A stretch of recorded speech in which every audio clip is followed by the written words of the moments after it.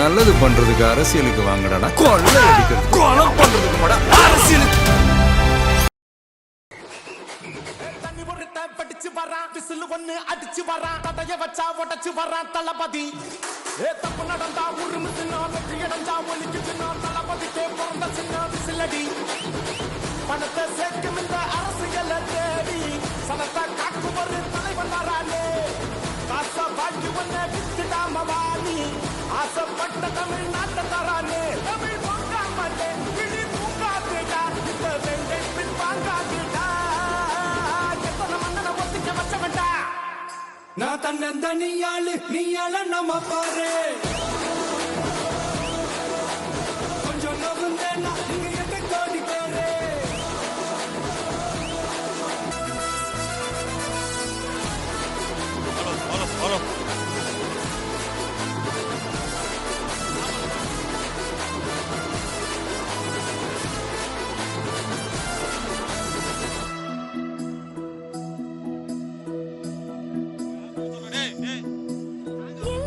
Halo, halo, halo.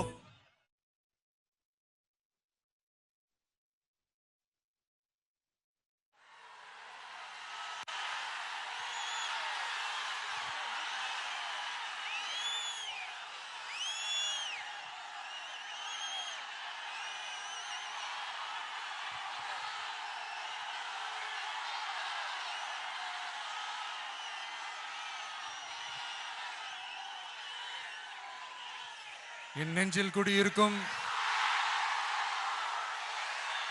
Trichy பகுதி மக்கள் உங்கள் அனைவருக்கும் என்னுடைய வணக்கம்.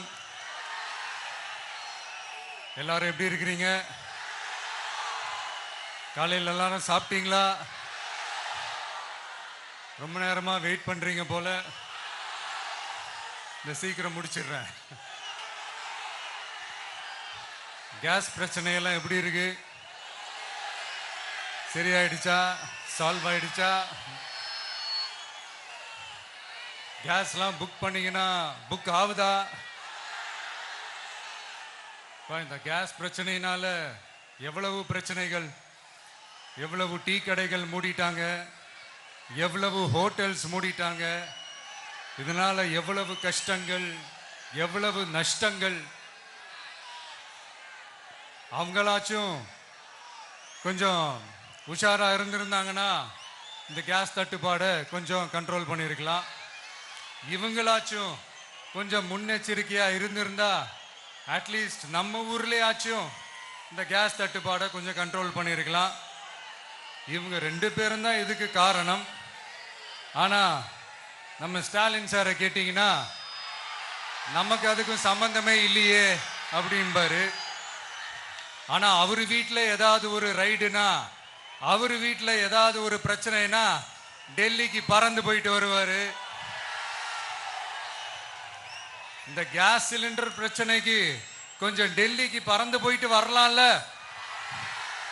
கொஞ்சம் பிரயோஜனமா வச்சு இருக்கும்ல. கேஸ் சிலிண்டருக்கு மானியமா 100 ரூபாய் தருவேன்னு சொன்னீங்களே, என்ன ஆச்சு? கரும்புக்கு ஆதார விலையா 4000 ரூபாய் தருவேன்னு சொன்னீங்களே, என்ன ஆச்சு? இந்த ரேஷன்ல சர்க்கரை 1 கிலோ எக்ஸ்ட்ரா தருவேன்னு சொன்னீங்களே, என்னாச்சு? ரேஷன்ல உளுந்தம்பருப்பு கொடுப்பேன்னு சொன்னீங்களே, என்னாச்சு? நானும் இது எத்தனை வாட்டி ரிப்பீட் பண்றதுன்னு எனக்கு தெரியல. நீட்டை ரத்து செய்வோம்னு சொன்னீங்களே, என்னாச்சு? ஸோ எதெல்லாம் அவரால் செய்ய முடியாதோ அதையெல்லாம் பொய் வாக்குறுதிகளாக கொடுத்து ஏமாத்துறது தான் இவருடைய வேலையே. இப்போ அடுத்த செட் ஆஃப் இந்த பொய் வாக்குறுதிகளை ரெடி பண்ணிட்டாரு. அதனால அவரை மாதிரி நாங்கள் பொய் வாக்குறுதிகள்லாம் கொடுக்க மாட்டோம். மக்களுடைய தேவைகள் என்னன்னு சரியா புரிஞ்சுக்கிட்டு அதுக்கேற்ற மாதிரி தான் நாம செயல்படுவோம். 6 சிலிண்டர்கள் தாய்மார்களுக்கு கட்டணம் இல்லாம அன்னபூர்ணி சூப்பர் 6 திட்டம் சொன்ன மாதிரியே நிறைவேற்றுவோம். கல்யாணம் ஆகி போற நம்ம தங்கைகளுக்கு 1 பவுன் தங்கமும் பட்டு சேலையும் சொன்ன மாதிரியே கொடுப்போம். 60 வயசு வரைக்கும் இருக்கிற குடும்ப தலைவிகளுக்கு மாதந்தோறும் 2500 சொன்ன மாதிரியே கொடுப்போம். என்னுடைய அம்மா, அக்கா, தங்கைகள் எல்லாருமே தமிழ்நாட்டில் எந்த மூலையிலிருந்து எங்க வேணாலும், தமிழ்நாட்டுக்குள்ள எந்த பஸ்ல வேணாலும் ஃப்ரீயா, சொன்ன மாதிரியே ஃப்ரீயா போகலாம். கல்வி, ரேஷன், மருத்துவம், குடிநீர், சாலை வசதி, பஸ் போக்குவரத்து, இந்த மாதிரி அடிப்படை விஷயங்கள்ல தான் எங்களுடைய முதல் கவனம் இருக்கும். நான் ஏற்கனவே சொன்னது மாதிரி நிறைய கவர்மெண்ட் ஸ்கூல்ல இந்த டாய்லெட் வசதிகள்லாம் சரியா இல்லை, அதை சரிப்படுத்தணும்னு சொன்னோம். உடனே இதெல்லாம் ஒரு பெரிய விஷயமா அப்படின்ட்டு சில அறிவாளிங்க கேட்டாங்க. அந்த அடிப்படை வசதிகள் இல்லாததுனால தான் ஒரு 12th ஸ்டாண்டர்ட் படிக்கிற பொண்ணு ஒரு அவசரத்துக்கு ஒரு காட்டு பக்கம் ஒதுங்கினாங்க. என்னாச்சு? இந்த உலகத்தை விட்டே போயிட்டாங்க. அதுக்கு என்ன காரணம்? இந்த மாதிரி அடிப்படை வசதிகள் இல்லாததான் காரணம். அதனால் என்னுடைய தாய்மார்களே, உங்களுக்கு பாதுகாப்பு இல்லாத இந்த அடிப்படை வசதிகள் கூட செஞ்சு கொடுக்காத இந்த தீய சக்தி திமுக அரசை என்ன பண்ணலாம்? தூக்கி வீசி எறிவோமா? எதுக்கு இப்ப அங்க இங்க சுத்திக்கிட்டு நம்ம ஊருக்கே வருவோம், நம்ம திருச்சிக்கே வருவோம். இங்க ஒரு மந்திரி இருக்கிறாரு, நகராட்சி துறையில வேலை வாங்கி தரதா சொல்லி கோடிக்கணக்கான பணத்தை லஞ்சமா வாங்கிக்கிட்டு தகுதியானவங்களுக்கு எல்லாம் வேலை வாய்ப்பு கிடைக்காத அளவுக்கு பண்ணிருக்கிறாரு. இதெல்லாம் எவ்வளவு பெரிய ஒரு ஏமாத்து வேலை. அதனால நம்ம தம்பி தங்கைகளே, உங்களுக்கு இந்த வேலை வாய்ப்பை பறிச்ச இந்த ஸ்டாலின் சார் சர்க்காரை என்ன பண்ணலாம்? தூக்கி வீசி எறிவோமா? உங்களுக்கு இந்த பாதுகாப்பு இல்லாத, சட்டம் ஒழுங்கு சரியில்லாத இந்த தீய சக்தி திமுக அரசை என்ன பண்ணலாம்? தூக்கி வீசி எறிவோமா? நகராட்சி துறையில மட்டுமே 1000 கோடிக்கு மேல ஊழல்னா அப்ப மற்ற துறையில எல்லாம் கொஞ்சம் கணக்கு போட்டு பாருங்க, தலையெல்லாம் சுத்தி போயிடும். நான் கொஞ்ச நாளைக்கு முன்னாடி சொல்லியிருந்தேன், இந்த ஸ்டாலின் சார் டாக்ஸ் அப்படின்ட்டு, இந்த ஜிஎஸ்டி மாதிரி எஸ்எஸ்டி, அதை பத்தி அவங்க வாயை திறக்கலைங்க. என்னமோ அவங்களே ஒத்துக்கிட்ட மாதிரி இருக்குது. ஆமா, இப்படி ஒரு டாக்ஸ் இருக்குது அப்படின்னு அவங்களே ஒத்துக்கிட்ட மாதிரி ஆயிடுச்சு.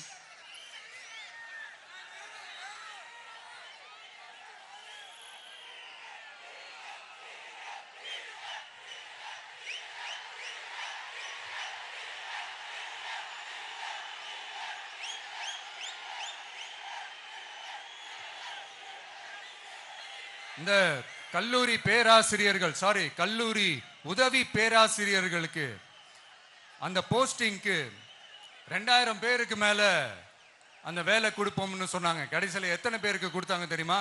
வெறும் 5 பேருக்கு. 2000 எங்க, இந்த 5 எங்க?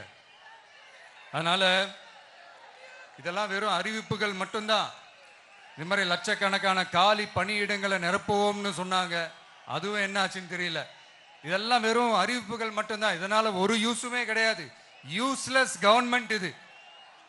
அது மாதிரி 100% ஒரு நியாயமான ஒரு ஆட்சியை நாம கொடுப்போம்ங்க. 100% நீங்க இந்த விஜய நம்பலாமுங்க. நீங்க நம்புறீங்கன்னு எனக்கு தெரியும்.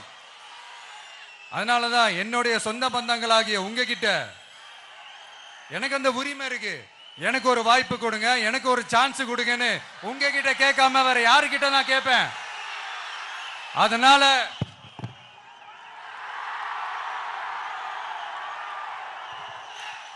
எனக்கு ஒரே ஒரு வாய்ப்பு கொடுங்க.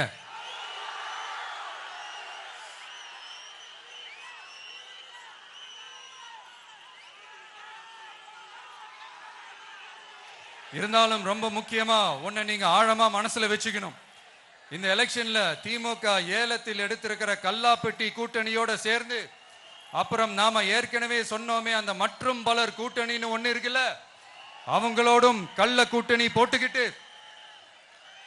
எல்லாரும் முன்னா சேர்ந்துக்கிட்டு நம்மள உங்க விஜய எப்படியெல்லாம் எதிர்க்கிறாங்கன்னு நான் சொல்லிதான் உங்களுக்கு தெரியணும்னு அவசியம் இல்லை. இந்த கரூர் நிகழ்ச்சி சூழ்ச்சின்னு பலர் சொல்றது மாதிரி நம்ம கடைசி படமான ஜனநாயகன் அதான் நம்ம மனசுக்கு நெருக்கமான உங்க எல்லாரோடும் நமக்கு இருக்கிற பூர்வ ஜென்ம பந்தத்தை இன்னமும் எங்க இறுக்கமா மாத்திடுமோன்னு, எங்க அது இந்த தேர்தலில் நமக்கு மிகப்பெரிய ஆயுதமா மாறிடுமோன்னு ஒரு கூட்டு சூழ்ச்சி, அதோட இன்னும் பல பல சூழ்ச்சிகள்.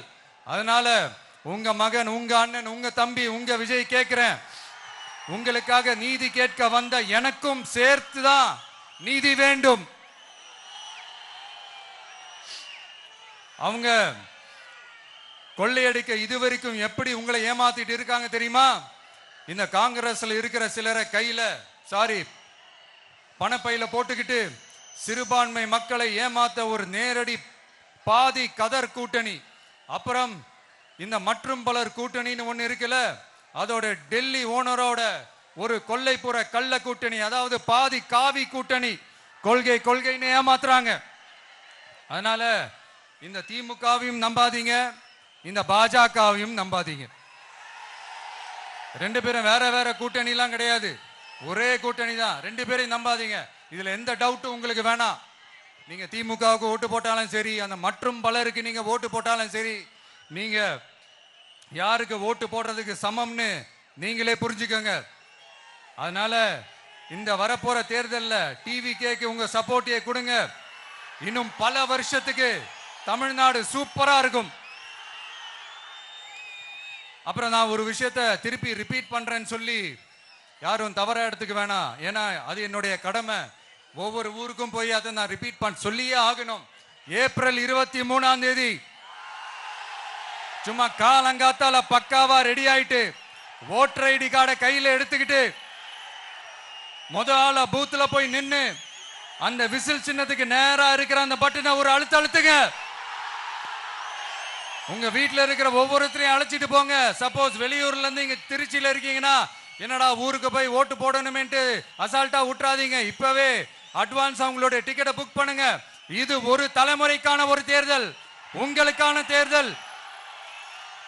எவ்வளவு பெரிய வசதியான வாழ்க்கையா இருந்தாலும் எல்லாத்தையும் உதறி தள்ளிட்டு உங்களுக்காக மட்டுமே வந்திருக்கிறேன். உங்களுக்காக நன்றி கடன் செலுத்துறதுக்காக மட்டுமே வந்திருக்கிறேன். அத்தனை வழிகளையும் தாங்கிக்கிட்டு உங்களுக்காக மட்டுமே வந்திருக்கிறேன். ஒரு நாளும் பொய் சொல்லி உங்களை நான் ஏமாத்த மாட்டேன். இந்த 4 முனை போட்டி, 40 முனை போட்டின்னு எத்தனை முனை போட்டின்னு வந்தாலும் இங்க 2 முனை போட்டி மட்டும்தான். ஒன்னு டிவிகே, இன்னொன்னு டிஎம்கே.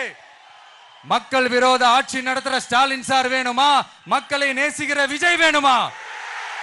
அவ்வளவுதான் இந்த தேர்தலே. அதனால உங்க விஜய்க்கு, உங்க அண்ணனுக்கு, உங்க தம்பிக்கு, உங்க பிள்ளைக்கு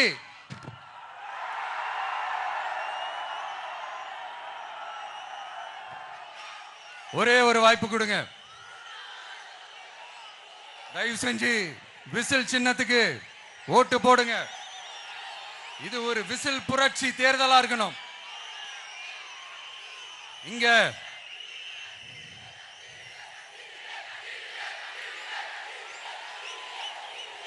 தேங்க்யூ. இங்க திருச்சி இந்த எல்லா தொகுதியிலும் நம்மளுடைய நண்பர்களை, நம்மளுடைய தோழர்களை வேட்பாளர்களா அன்னைக்கு அறிவிச்சேன், நான் நிப்பாட்டி இருக்கேன். அவங்க வேற, நான் வேறன்னு தயவு செஞ்சு பிரிச்சு பாத்துறாதீங்க. அவங்க எல்லாரையும் வெற்றி பெற செய்யணும்னு உங்க எல்லாரையும் தாழ்மையுடன் நான் கேட்டுக்கிறேன். நான் தன்னந்தனியாளு, நீ ஏளனமா பாரு, கொஞ்சம் நவுந்தனா இங்க 8 கோடி பேரு, மிரல போது ஸ்டேட்டு எங்க விசில் சத்தம் கேட்டு, நல்லவங்க வாழ நீ விசிலு கடி ஓட்ட, கடைசி நம்பிக்கை மக்களை தேடி வருது, அதை இறுக்கி புடிச்சு ஒரு வரலாறு எழுது.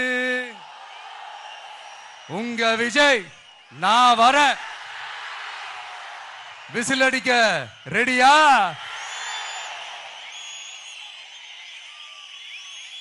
கான்பிடண்டா இருங்க, நல்லதே நடக்கும், வெற்றி நிச்சயம். மீண்டும் சந்திக்கும் வரை நன்றி, வணக்கம்.